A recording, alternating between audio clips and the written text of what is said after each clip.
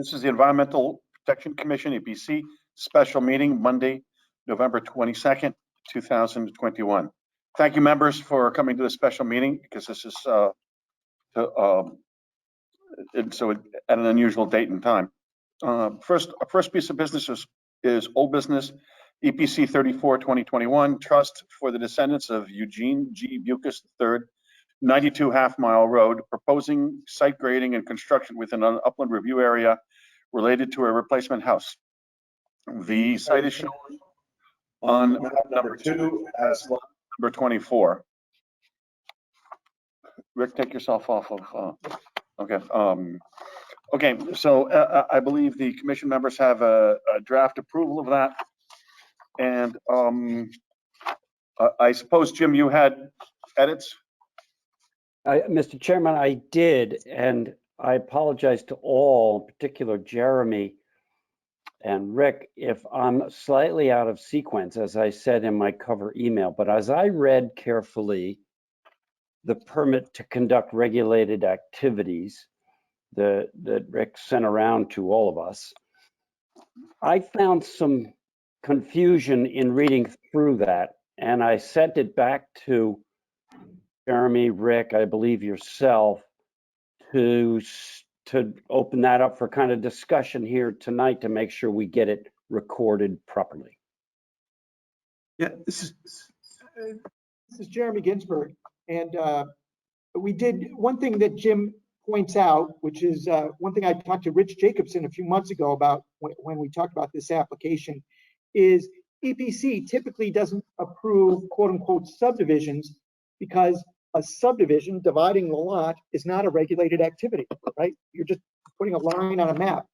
So I think what I've taken Jim's suggestion and comments, and I think I added the words, Rick, construction of a residence in conjunction with a newly created lot, to be clear exactly what's going on here, because the existing house is in the middle of this, I think it's a 4-acre parcel, and they're going to draw a line down the middle, take down the existing house, and put up 2 houses, one on each side.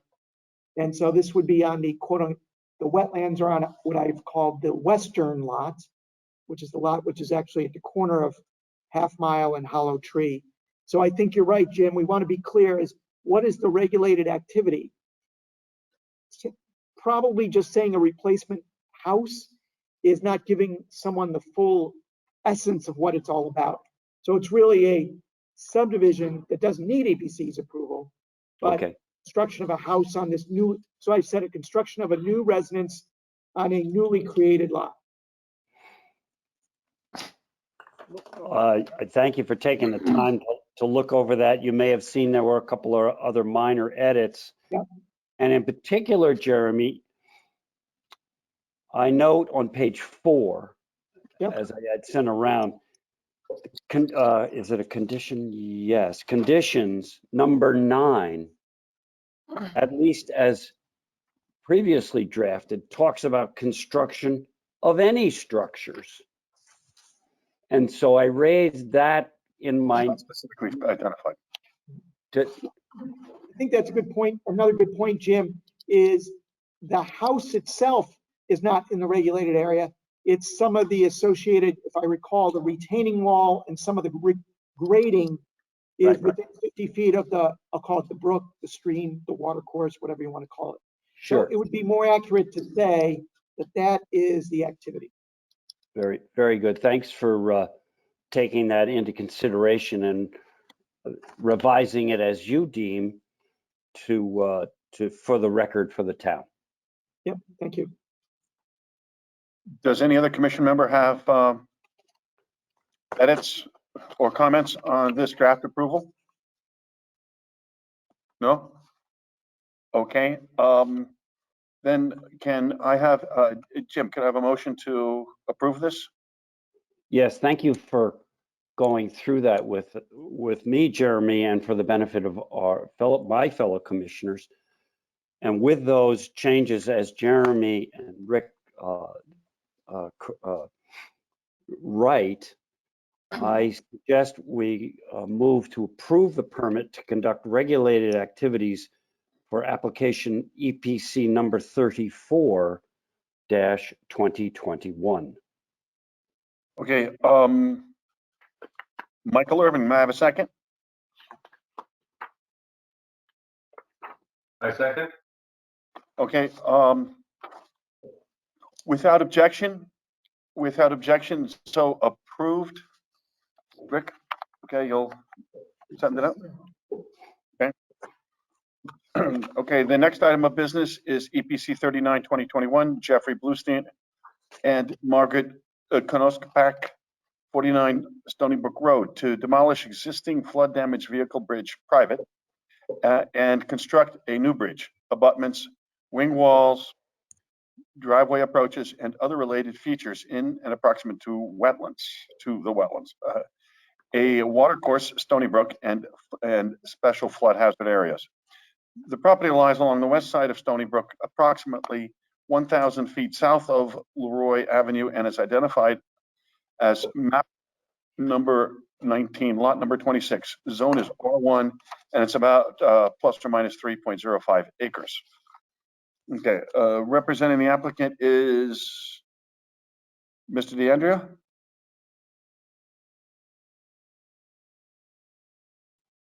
Hello?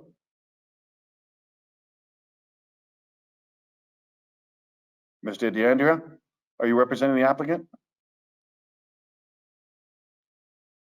Rick, do we have somebody who's representing the applicant here? See, Lynn DeAndrea is on there. I miss Matthews. Carolyn Matthews, are you representing the applicant? Hi, can you all hear me? Yep. Yes, ma'am. Hi, yes. I was under the impression Tim DePartolomeo was going to be on and he was going to address most of the concerns regarding hydrology. I'm happy to address anything regarding planting concerns or anything like that, but I can't speak as Mr. DeAndrea or Tim could to any of the hydraulic concerns. Yeah, well, I'm gonna give a brief summary. Sure, go ahead.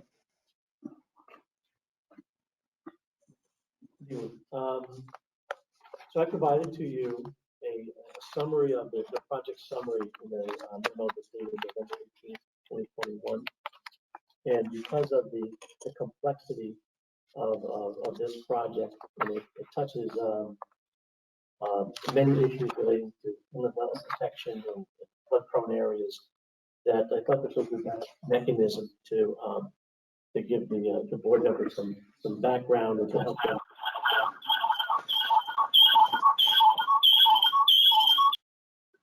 Okay. And so you'll note this in this brief summary, I've identified that the property is a residential property. Again, it's about 1,000 feet south of Leroy Avenue along the west side.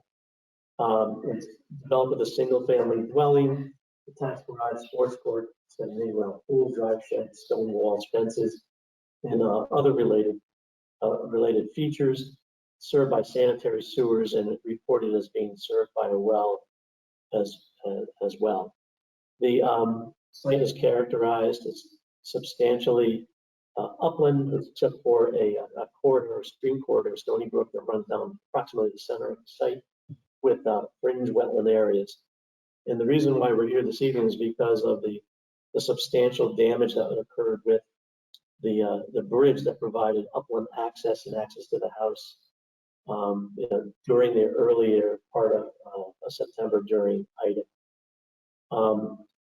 Just as an aside, the property is perhaps about 20% subject to flooding within the base floodplain, and it is generally around that center wetland corridor that you'll find the AE zone designation. The range of flood elevations is somewhere between 88 and 92 inches.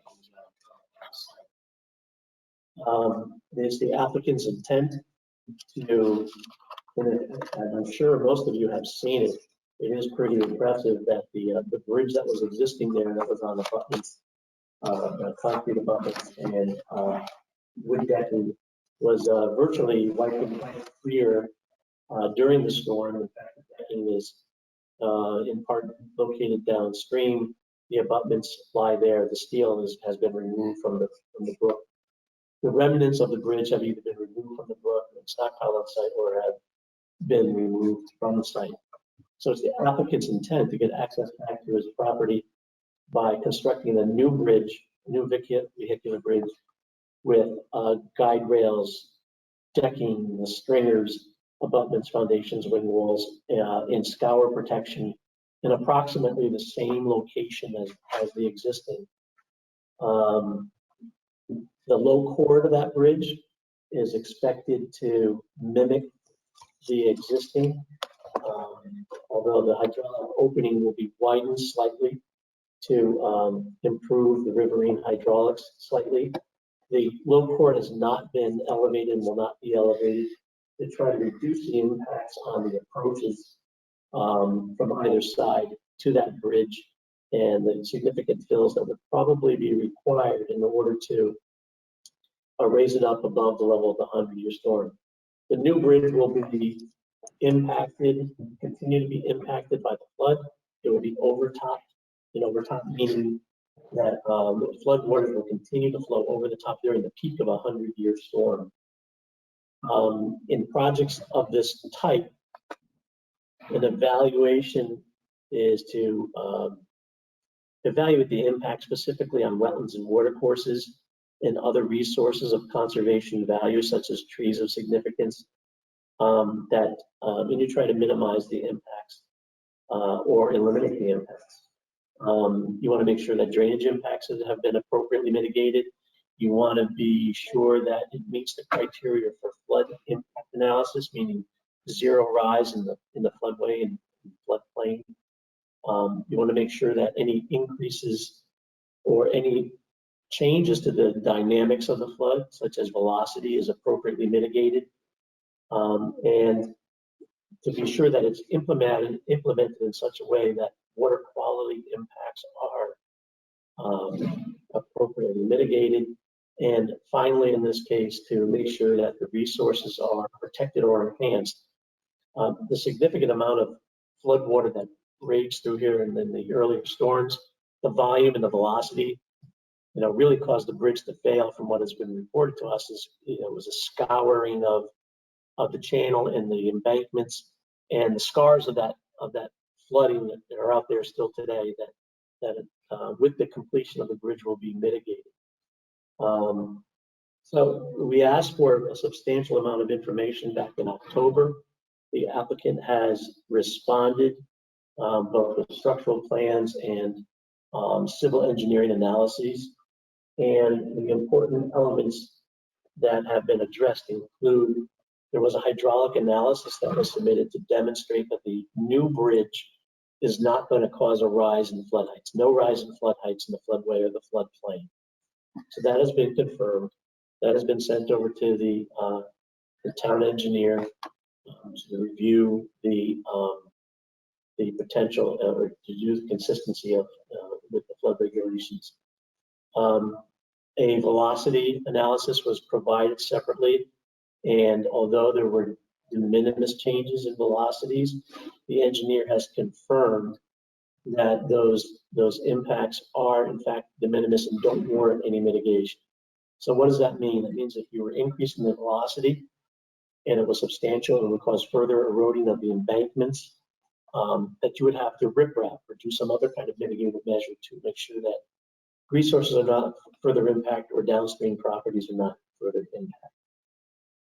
Just general discussion items about what the impact of this project is. Again, a new core that mimics the existing, slider wider hydraulic opening, kind of de minimis impacts on grade change. And again, there's reason for that, so that you're not changing the approaches dramatically or causing additional fills that could potentially have hydraulic impacts. And it does not involve significant tree loss. A bunch of the board members have gone out there and noticed that there are some trees that are undermined, but this applicant has had an arborist review the trees and has come up with some recommendations to save the trees, that they don't have to be taken down. And it includes really taking the weight off the limbs and doing some other enhancements that were broadly expressed, but we'll have to get some further details of the where, whens, and whys. I'm guessing And I think it was reported as well that they intend to do some of that improvement post-construction so they can get readily access to the trees of value. Because there'll be flood forces on the bridge and we're not passing the entire storm, the project engineer, the civil or structural engineer certified that the bridge is capable of withstanding the flood forces, flood depth pressures, impact and uplift forces, and other factors. Flood forces what? Because if the same storm were to hit, and admittedly it was, has been documented, a 500-year storm, 6.5 inches in 3 hours, something like that. Would this bridge be able to hold? Would this bridge be? That's what's being designed for. So he has designed and certified that during a 100-year storm, given the fact that water will be still hitting parts of the bridge, is not floating around the bridge, that it will still overtop the bridge. Mr. DeBartolomeo has certified that its current design will be capable of withstanding the flood forces. So that's important too, because we don't want to be replacing this 2 years down the road with another. Yeah. I don't want to see him again. Okay, no, I agree.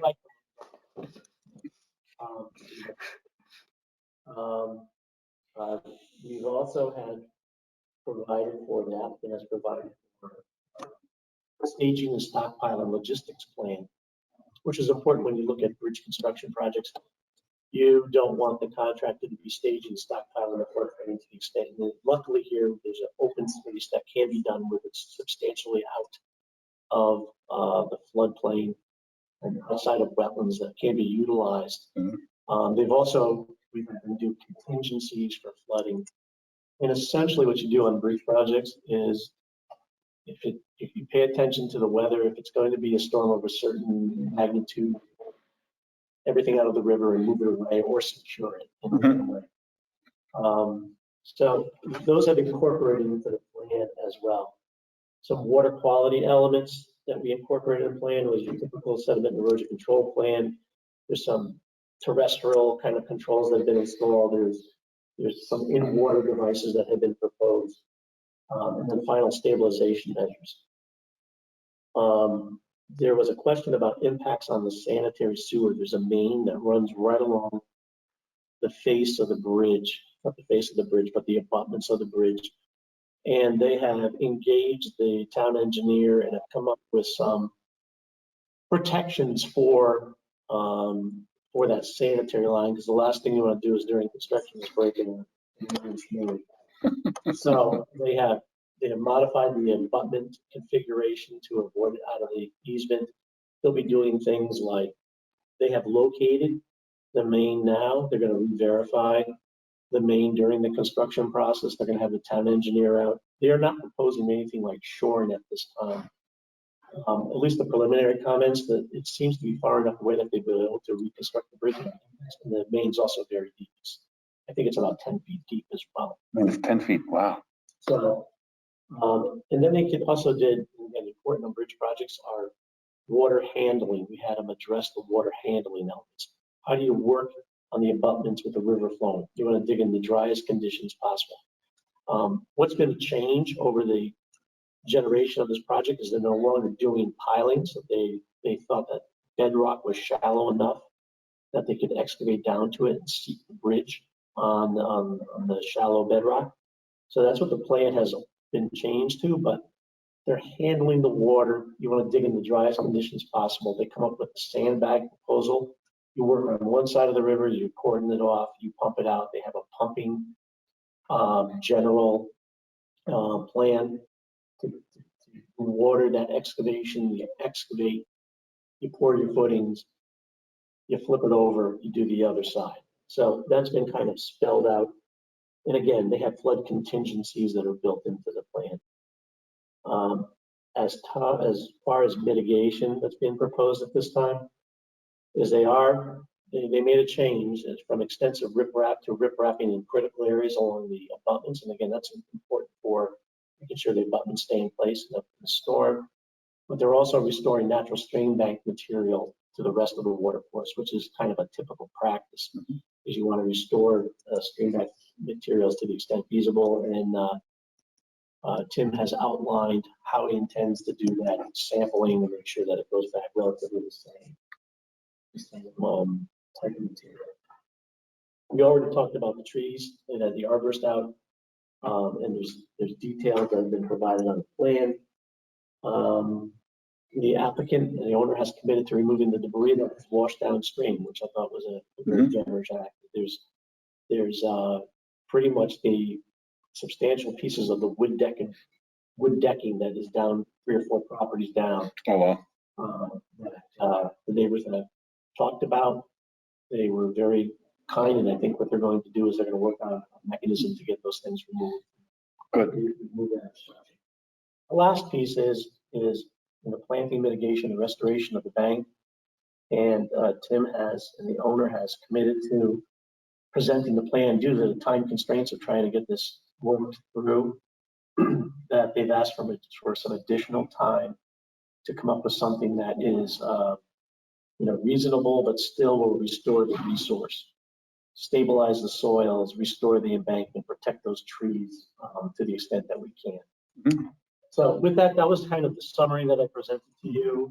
I'm available for questions. I see Mr. DeAndrews here, I see Tim is here. And if the board, the commission chooses to,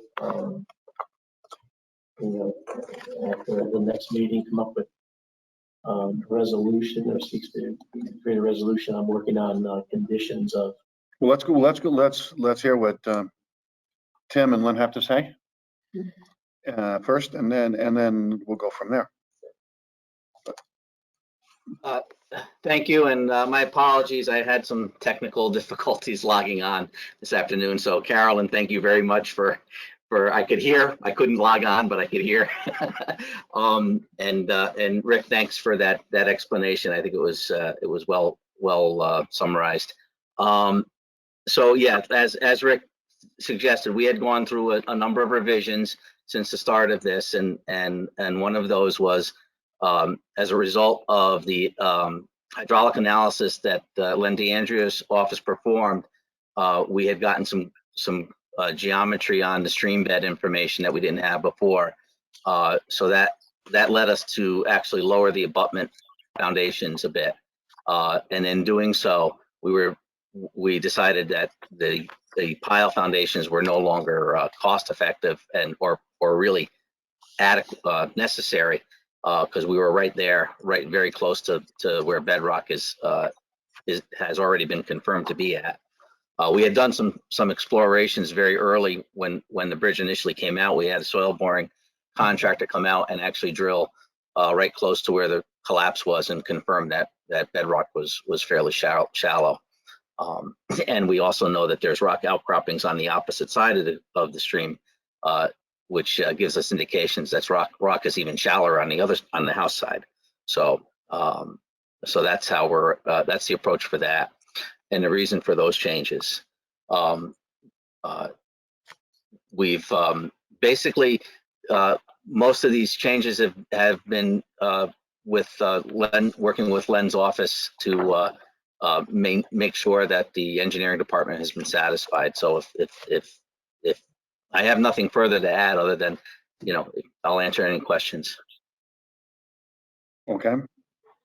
Len, would you like to add something? There was just, Len DeAndrea, Connecticut professional engineer, and we performed the backwater analysis for the project. And I'd just like to make the comment that it was great that Darien was very cooperative in the DPW. There was a LOMAR that had been issued for this reach of the river. And what that means is Malone and McBroom had come in there for various reasons and remodeled a good stretch of this river right through our property. So that really helped to expedite this whole design process, in that the DPW had the model, had the FEMA model, gave it to us, and allowed us to look at the existing cross sections and then put in the proposed cross sections. And there was the comment about the little bit of increase in velocity, and you kind of question why, given that the barrel of the bridge is going to be a little bit wider. Well, that's because the actual width of the flooding for the 100-year event reduces slightly. So that, it's one of these things where Q equals A times V, so we have a little bit of less area, a little slightly higher velocity, but we're talking about 0.2 of a foot per second. All that works great for us. We did not show any increase. We didn't expect any because we had a slightly wider bridge to pass the water. So I think this is a good effort between Tim and myself, and cooperation with DPW. It moved along quite quickly. Any other questions you're happy to answer for you. So, yeah, so the water's gonna go, so if we were to have another storm, the bridge, you're assuring me as a licensed engineer, as Rick said, you're assuring me that that bridge is gonna stay. Yes, I am. That bridge is designed to be overtop. It's designed to be submerged. So the water will do that. As I believe, Len, does it do that on Middlesex Road? I don't mean to put you on the spot there, but I believe it does. There are a number of them, but to that point, we looked at that carefully too. And when we talk about overtopping for the 100-year event, it's about 3 inches. And then we said, well, for 3 inches, could we raise it? Well, you can raise it so it doesn't really overtop for that 3 inches, and it forces more of the velocity through the barrel. It's not worth doing. And the reason is that the top of the bridge is here, but then as you go through this section, you have a bottom of steel. And so until you lift it up high enough to clear it all through the bottom of steel, it's just not worth doing. So in the 100-year event, it would overtop only by about 3 inches. In the other storm events, it does not. And it just doesn't seem to be appropriate to go ahead and lift that much higher, that much more construction for 3 inches. Okay. I'd like to open it up to the commission members. Let's say, Jim, would you like to, do you have any questions or comments? Comments, Mr. Chairman, are just thanking all the experts, far more expert than myself, and the engineering, the additional soliciting and finding information that has been able to be built into the changes to your plans, so that the end result here, as to the question you just asked, Eric, we get a 100-year storm. Is this bridge going to stay there? And Len and Mr. Bartolomeo suggest, yeah, it's going to stay there. And that's what I think I, as a commissioner, want to see. I believe that's what the town wants. I congratulate everybody for being careful in making sure it's designed properly, that the inlands and inland waterways and wetlands are protected, perhaps even enhanced, and that this bridge gets reconstructed so this family can go back to normal life. Jim? Michael Irvin? This might be a planning and zoning question. How much does the water have to overtop the bridge before emergency vehicle can cross? I can certainly answer that if you'd like. They have far greater clearance than any normal vehicle. And I would say, without hesitation, that this bridge itself, in the 100-year event, and even in the 500-year event, it would only top the top of the bridge by 9 inches. So if an ambulance had to get across this in 100-year or less, or even 500, it could do so with their clearance. Thank you for clarifying that. Michael, is that good? Just to clarify for the record, so what you're saying is an ambulance would be able to cross that bridge with an extra 9 inches of water surging over the bridge? That's my opinion, yes. Anything else, Michael? No, thank you. Peter? Just a question of the bridge itself. What is the surface of the bridge itself? The driving surface is timber. Because at the last meeting, one of the points made was that the bridge and the road were asphalted recently before the storm occurred.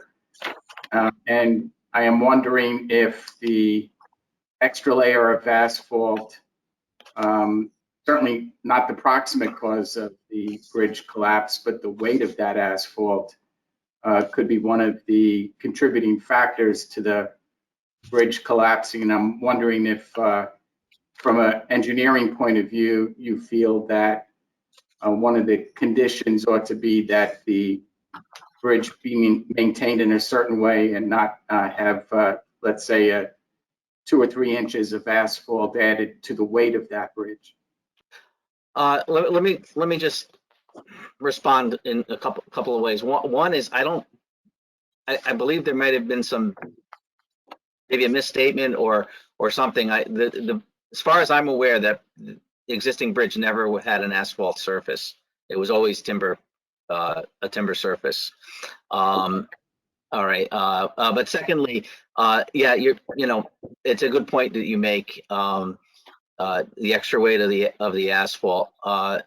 We're not proposing that, and if we did, we would account for that in the design. So it's going to be as similar. We're trying to replace this bridge as in kind as we possibly can with the required upgrades necessary for current design standards.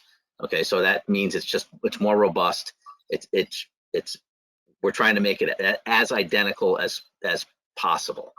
So it's asphalt up to the bridge, timber, and then asphalt again. Thank you. No further questions. Thanks. Thank you. Carolyn?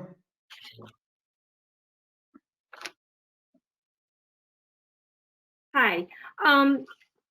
It's stated that there are, I think, about 4 different things that you're waiting for comments from the town engineer on. I think the hydraulic analysis, the velocity summary, protective measures applied to the sewer, and water handling, or the elevation and design of the water handling plan.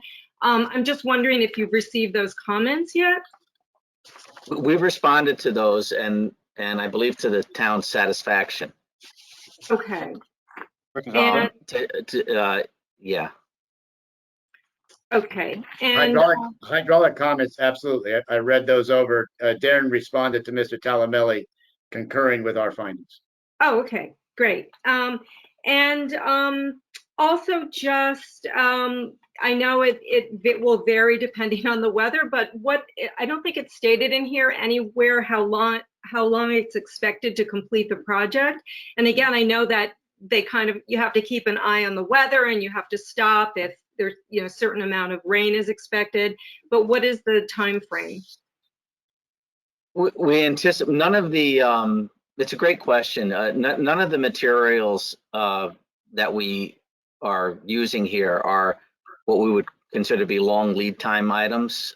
So we hope to get started right away. We want to be installing these abutments in December. We really want to get the concrete in the ground before it gets, we don't want to be doing, we're going to be working in January with concrete work, but we try to avoid that if possible.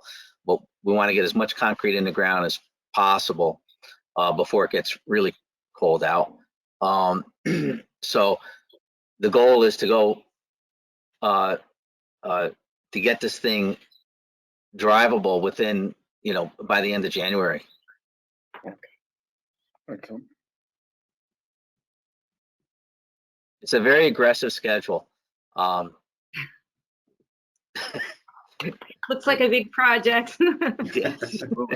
Thank you. I don't have any. We want the bridge to be in place. The asphalt plants are going to be closed, so the road surface is not going to be done, but we want it to be drivable at least, so that there's going to be it's going to be a disturbed site until spring, when the asphalt plant opens up again, when plants could be put in, when the site can be restored. But we want to really just regain that vehicular access as fast as possible. Right. Okay. Thank you.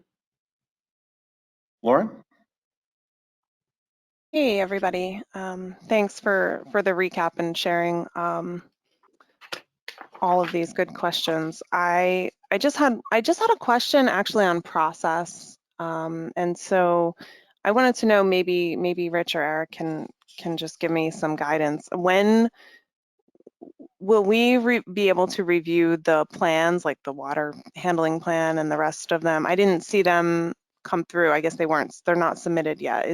Do they all come at one time, or is there some other process in place for us to review those? Water handling plans on the last sheet. It shows the sandbags and it shows relative elevation.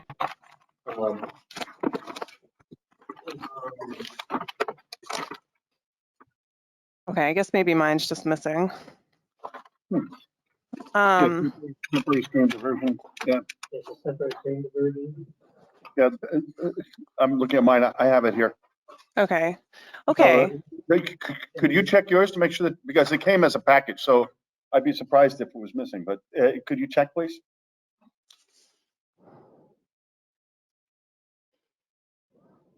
So just so I'm clear, what other plans are we waiting to review as parts of this proposal?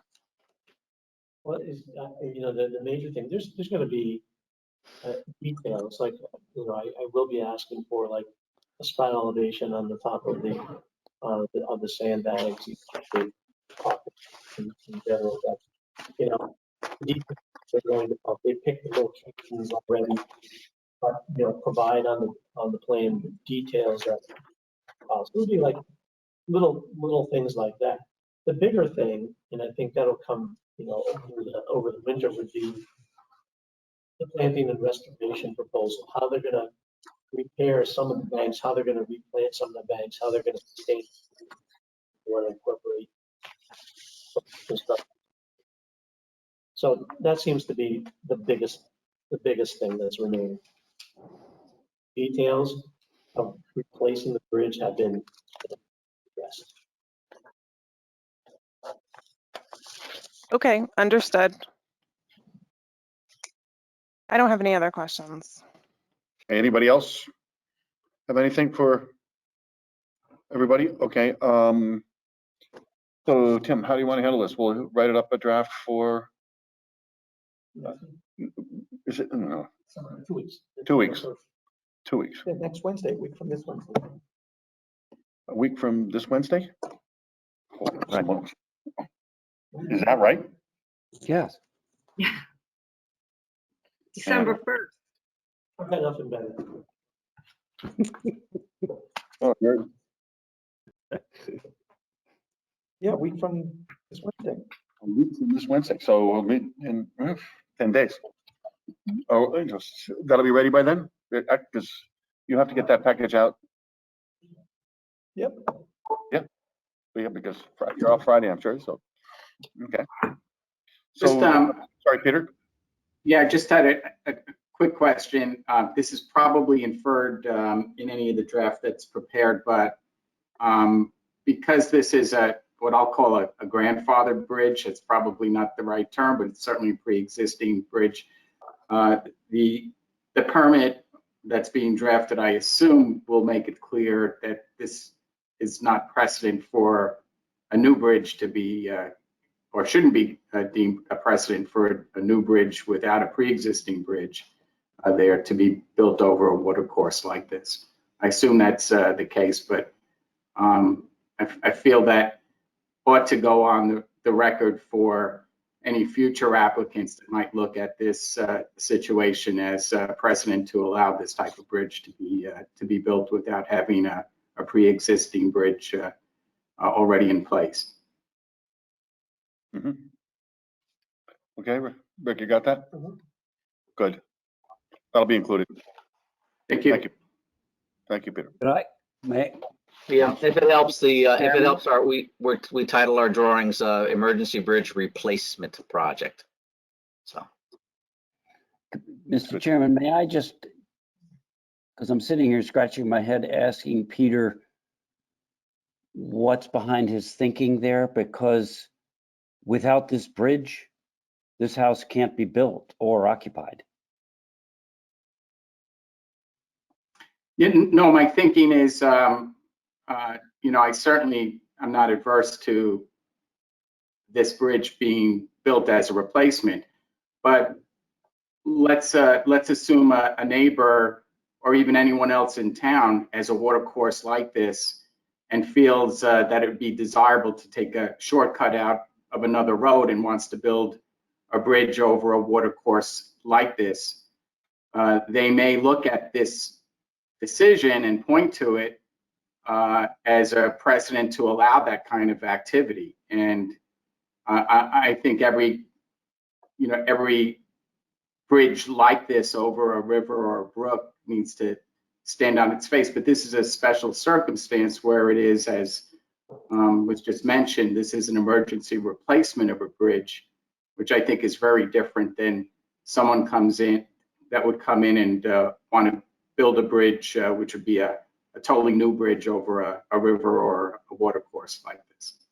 We've had a couple of cases. We've had a couple of cases where there have been new bridges proposed, and a case or two where there have been replacement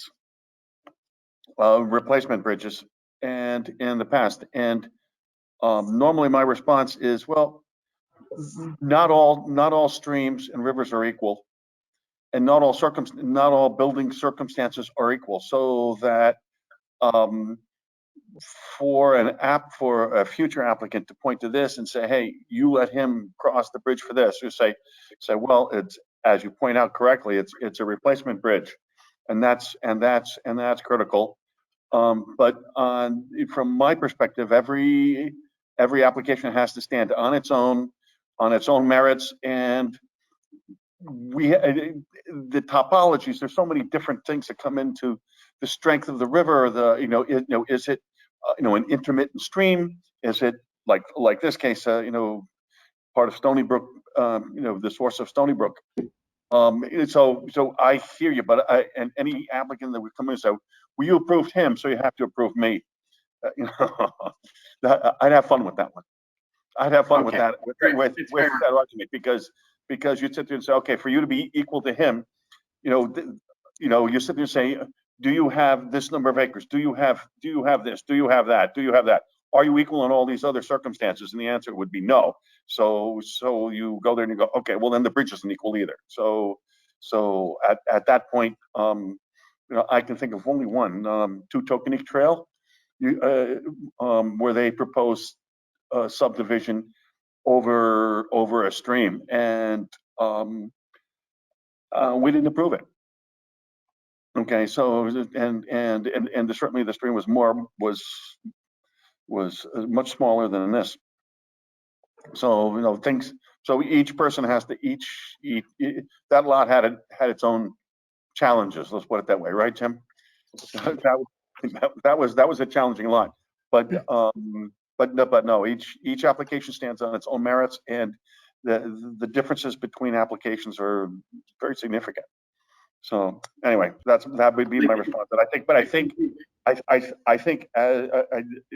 it does say emergency replacement, emergency bridge replacement project, which I think is, thank you, Tim, because that's very important to get us out of the woods. And I think it's very important for you to say that this is a replacement bridge, so that future applicants don't point the finger and say, me too. I can do that too. Thank you all. Okay, thank you. Anybody else? I just want to state for the record that I'm pro bridges.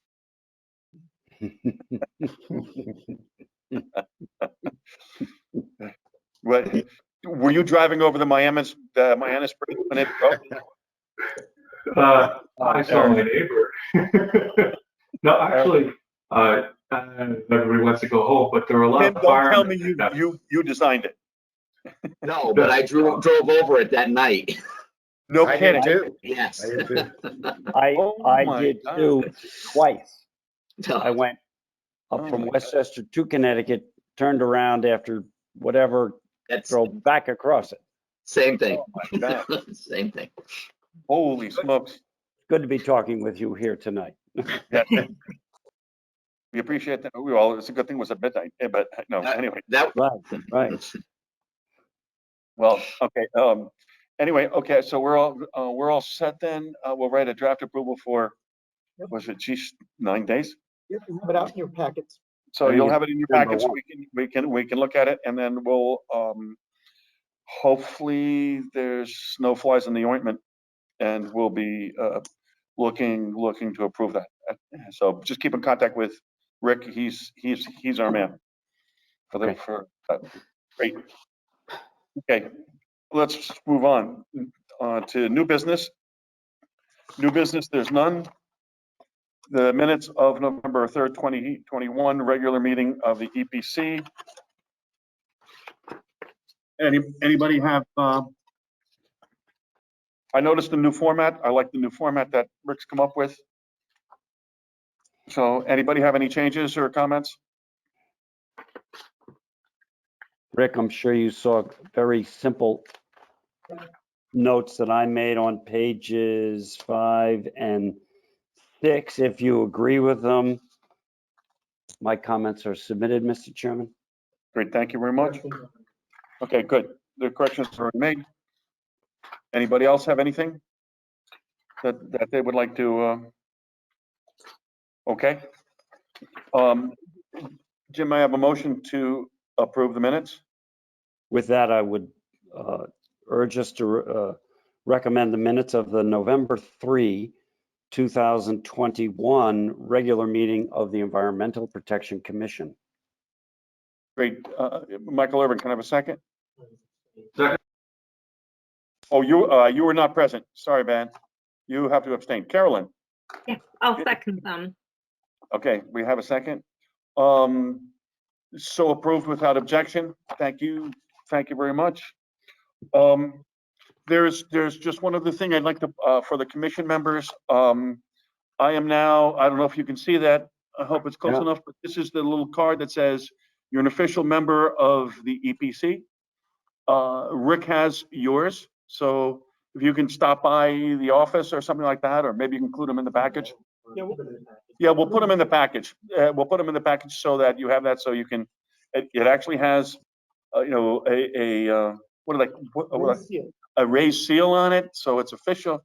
So for those of you who like to walk around with raised seal identification, I have to admit mine expired on June 30th, 2021. So I'll have to go beat up the RTC to get them to renominate me. Other than that, anybody else have anything that they'd like to talk about? No? Okay. December the 1st will be a short meeting, I think, because there's not much on the agenda. Other than that, Jim, can I have a motion to adjourn? Yes, sir. I make a motion to adjourn this special meeting of the Environmental Protection Commission of November 22, 2021. Great. Carolyn, can I have a second? Yes, I will second the adjournment. Great. Listen, thank you all for taking time out of your day to do the special meeting. Appreciate it. We're now adjourned.